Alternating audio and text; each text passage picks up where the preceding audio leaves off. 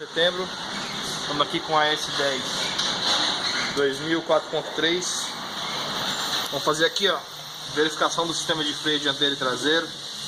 Vamos fazer a substituição da sapata, que tá gasta, regular, dar uma conferida aqui, uma verificada nesse freio de roda, que vocês não estão vazando. A panela não tem calo, não tem ranhura, não tem nada, tá legal. Então vamos fazer a limpeza da mesa e remontar.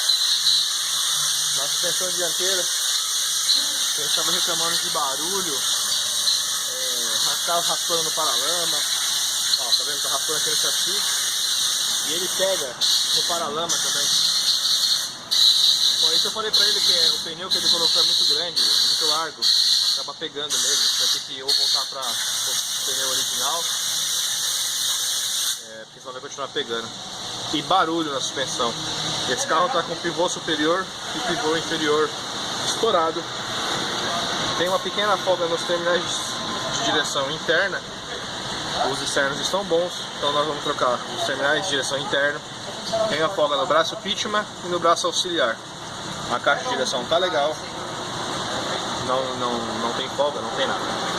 Outra coisa aqui, pastilha de freio está acabando.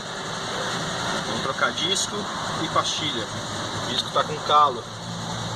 Isso aqui vai dar ruído, a pastilha vai pegar aqui. Esse negócio de quebrar a quina de pastilha, isso não rola, galera. Ou dá um passe no disco, ou troca. No caso aqui, como já está bem gasto, a gente vai trocar, substituir o disco. Vamos trocar as buchinhas da bereta, porque estão ressecadas. Certo? Vamos fazer uma limpeza aqui no sistema, porque ela estava com vazamento de óleo hidráulico. Derramou óleo hidráulico para todo lado.